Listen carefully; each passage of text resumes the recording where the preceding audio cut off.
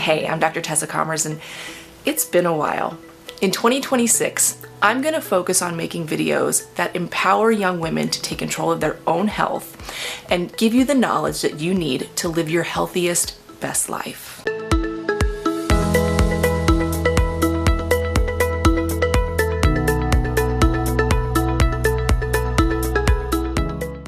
So for this first video, I want to walk you through the menstrual cycle, but not the part that we already know about, specifically the period.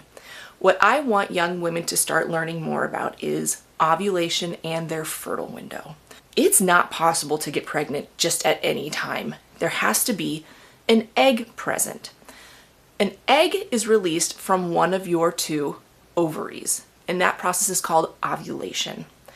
Ovulation happens about 2 weeks, 14 days before your period starts, but there really aren't any obvious signs that you are ovulating. So some ways that you can start to learn your own body and the signals that are sent when you are around that time of the month, specifically ovulation. Things to look out for: changes in your cervical mucus. That means the discharge that comes out of your vagina starts to look more like egg whites. Sorry if you like eggs, but it'll be thinner, not super sticky, but wet. That's a sign that your body is getting ready to receive sperm and help it move up into your uterus and into your fallopian tubes to meet up with an egg. Okay, so cervical mucus, 1. 2, basal body temperature. So this one is not super consistent from person to person, but around ovulation, your body temperature, or where you're sort of basically sitting, goes up like half a degree. So the way you measure your basal body temperature is every morning before you get out of bed, just stick a thermometer in your mouth, check your temperature. Do that every single day throughout your cycle. And what you should see is around 14 days before your next period, your temperature goes up ever so slightly and stays up there consistently. So that's one other way you can tell if you're ovulating. Other things that you might notice: you might feel a little bit hornier. It's a natural thing that your body does to say, hey, this is the time that I might be able to get pregnant. You might also notice cramps. So some people feel mild cramps about 24 hours around the time of their ovulation.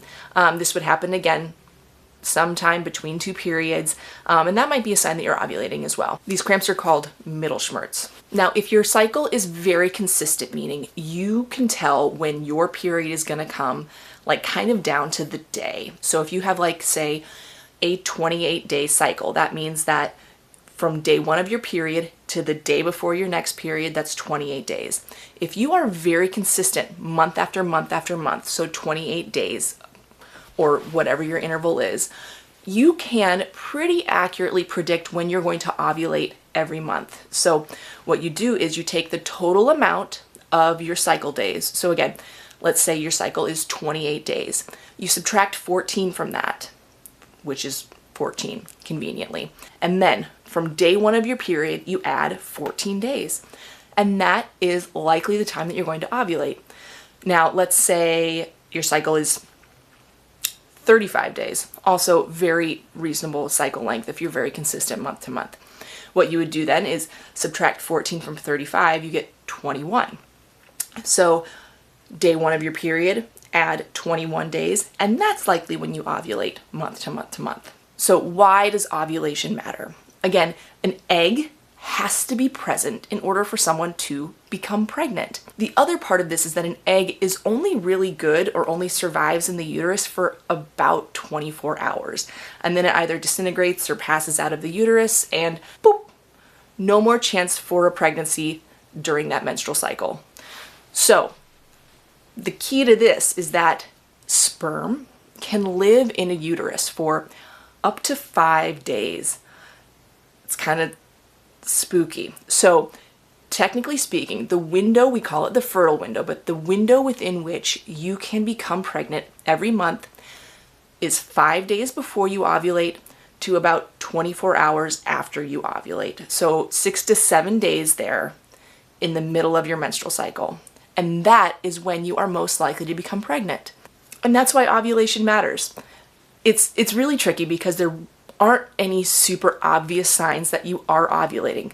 So you do have to do a little homework to help you figure out around the time that you're ovulating. But it can be a great tool for someone who is especially sexually active to avoid pregnancy. In particular, if you're not on a great form of birth control or if you're inconsistent with your birth control, either avoiding sex during that window or using a backup form of protection like a condom would be very wise and advised for a young person who is sexually active. So stay tuned for more information like this. If you have any requests, leave it in the comment section, but it's great to see you again, and let's make 2026 the year of the young woman.